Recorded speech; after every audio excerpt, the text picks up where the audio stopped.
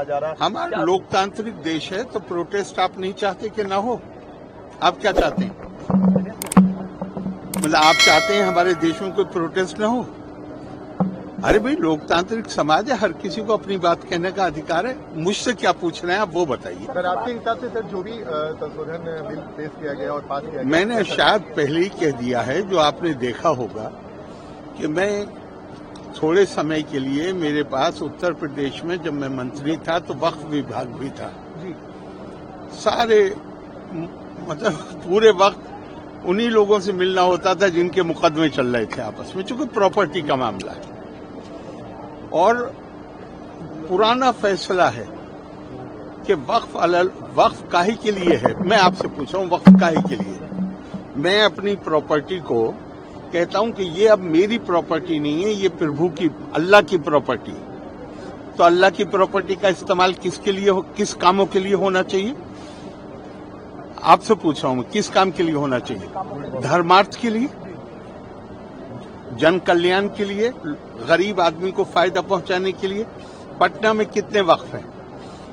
कौन सा वक्फ कौन सा हॉस्पिटल चला रहा है, उसका नाम बताइए मुझे। कोई अनाथालय चला रहा है वक्फ, कोई बड़ा अनाथालय। और ये ध्यान रखिएगा कि वाकिफ वक्फ करने वाला एक विशेष समुदाय का हो सकता है, लेकिन वक्फ का जो फायदा है, आप कहें तो मैं कुरान की आयत भी कोट कर सकता हूं, इन्नमा सदकातु लिल फुक़राए वल मसाकीन। गरीब कमजोर आदमी के लिए दो शब्द प्रयोग किए गए हैं, फकीर और मिस्कीन। तो जब तो पूछा गया कि भाई ये दो क्यों है, तो कहा गया फकीर है जो डेस्टिट्यूट है, निर्धन है, मुसलमान, और मिस्कीन है जो गैर मुस्लिम है। दोनों का बराबर का अधिकार है। आप मुझे एक बताइए, कोई संस्था, पटना में बहुत वक्फ हैं, ये ध्यान रखिएगा, पर एक संस्था बताइए कोई मुझे जो निर्धन के लिए, गरीब के लिए, कमजोर के लिए काम कर रहा है। क्या हो रहा है वहां पे? सिर्फ आपस में मुकदमेबाजी। वक्फ अलल औलाद को तो कानूनी तौर पे गैर इस्लामी जो मैं प्रॉपर्टी कह रहा हूं, मैं कहता रहा हूं कि ये अल्लाह की है, लेकिन फायदा मेरी औलाद उठाएगी, तो इसको तो गैर इस्लामी, सारे मुसलमान मुल्कों में गैर इस्लामी है। हिंदुस्तान में भी प्रिवी काउंसिल ने गैर इस्लामी इसको कहा था कि ये गैर इस्लामी है। लेकिन जिन्ना ने एक्ट लाके 1913 में बिल लाके, उसका नाम ही है वैलिडेशन, मतलब ये गैर कानूनी है लेकिन हम इसको कानून बना रहे हैं। अब इसके बाद क्या होना चाहिए ये तो आप तय करिए।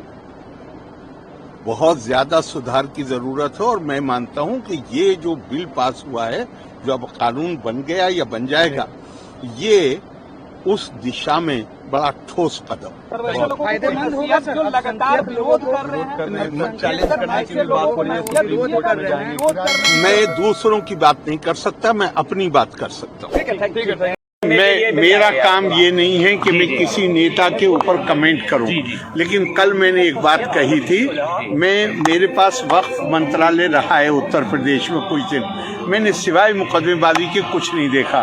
और आपको एक बात याद दिलाता हूं, 1986 में मुस्लिम वीमेन प्रोटेक्शन एक्ट पास हुआ था, याद है आपको, जिसमें मैंने इस्तीफा दिया था।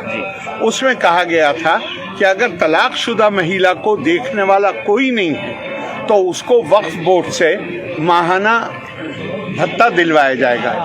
2 साल के बाद मैंने पार्लियामेंट में प्रश्न किया कि किस किस वक्फ बोर्ड ने इन तलाकशुदा महिलाओं को भत्ता देने के लिए कितने कितने पैसे का प्रावधान किया और अब तक कितना पैसा दिया गया है। 2 साल बाद तो जवाब आया, किसी भी वक्फ बोर्ड ने 1 पैसे का भी प्रावधान नहीं किया है, न किसी को कोई पैसा दिया गया है। तो वक्फ बोर्ड की जो हालत है, इतनी प्रॉपर्टी है और उनके पास तनख्वाहें देने के लिए पैसे नहीं है, तो ये पैसा कहाँ जा रहा है? तो इसका मतलब कहीं ना कहीं गड़बड़ है, तो उसके सुधार की आवश्यकता है। मैं अपनी बात कह सकता हूँ, मैं किसी के ऊपर कमेंट नहीं। तो ये पैसा कहाँ जा रहा है? तो इसका मतलब कहीं ना कहीं गड़बड़ है, तो उसके सुधार की आवश्यकता है। मैं अपनी बात कह सकता हूँ।